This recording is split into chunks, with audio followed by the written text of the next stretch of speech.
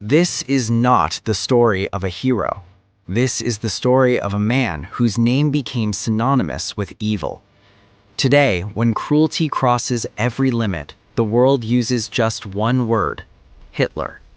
But this story did not begin with power, armies, or genocide. It began with a failed dream. Once in the narrow streets of Vienna, there lived a poor young man who wanted nothing more than to be an artist. He carried brushes instead of weapons, sketches instead of slogans. He dreamed of galleries, not graves. But the world rejected him. Art schools turned him away. His paintings were dismissed as talentless. That rejection planted something dark. Sleeping on sidewalks, selling cheap paintings to survive, he watched others succeed while he fell deeper into failure. Instead of questioning himself, he searched for enemies, and slowly, quietly, hatred found a home inside him. He convinced himself that his suffering was not personal, it was a conspiracy, and from that belief, a monster was born. This is the story of how a broken man learned to wield words as a weapon, how frustration turned into ideology, how the ego became genocide. But before we begin, if you believe stories like these must be told, not to glorify evil but to expose it, then support our effort by subscribing to After the Timeline. Your support gives us the strength to bring more untold truths to light. Now, let us begin. Berlin, April 30th, 1945. The sky above Berlin burned red, not from sunset but from firestorms and explosions. The city had stopped being a capital, it had become a graveyard. Soviet artillery crushed what remained of Nazi Germany. Buildings collapsed, streets vanished under rubble.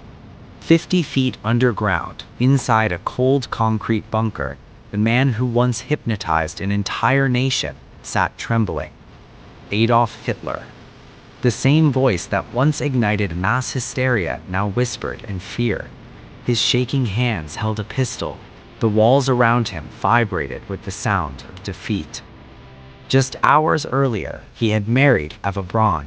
No music, no guests, no celebration, only bombs falling overhead.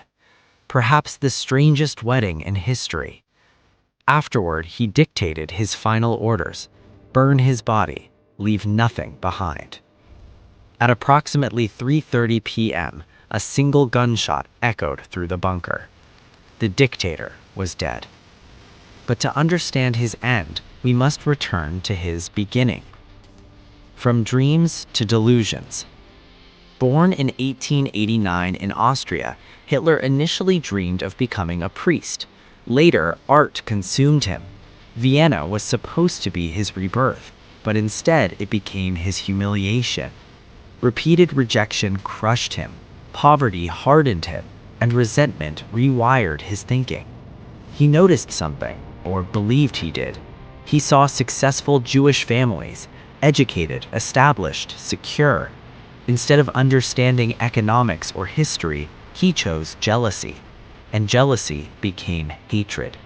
He promised himself one thing: if the world would not remember him as a creator, it would fear him as a destroyer. The power of manipulation. After World War I, Germany was broken, economically shattered, emotionally humiliated, and desperate for hope. Hitler was not highly educated, but he understood human psychology. He studied anger, he rehearsed rage, he practiced speeches in darkness, perfecting gestures, pauses, and expressions. When he spoke, it felt less like a speech and more like a spell. He sold Germans a dangerous fantasy that they were a superior race robbed of their destiny.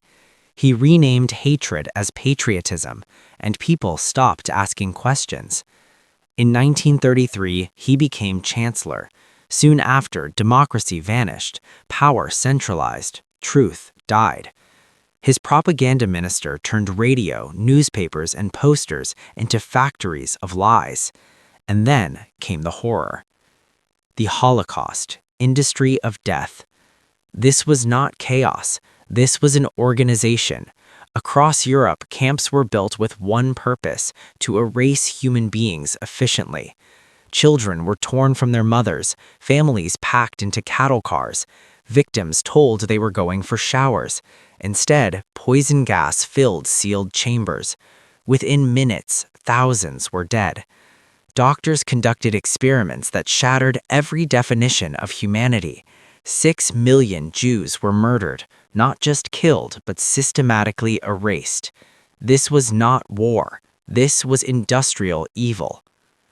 The paranoid tyrant. Ironically, the man who caused unimaginable death lived in constant fear of his own. He believed everyone wanted to poison him. 15 young women were forced to taste his food daily. Only if they survived 45 minutes would he eat. Every meal was a gamble with death, for them. He barely slept. He woke near noon. He kept others awake through the night. Even during critical military attacks, his generals were afraid to wake him. He avoided alcohol and smoking, claimed to love animals, yet injected himself daily with dozens of drugs. By the end, he was nearly addicted, his body trembling, his mind unstable. Technology, obsession, and blood. Hitler was fascinated by advanced weapons. He demanded impossible machines. The V-2 rocket, the world's first ballistic missile, terrorized London and later became the foundation for modern space programs. But behind every invention stood slave labor, torture, and death. Science advanced, but through suffering. The fatal mistake. Drunk with power, Hitler believed himself invincible. He attacked the Soviet Union. Nature answered brutally. Russian winters froze his armies. Soldiers collapsed from the cold. Tanks stalled. Weapons failed. Then America entered the war. Germany was surrounded. In his bunker, Hitler ordered armies that no longer existed.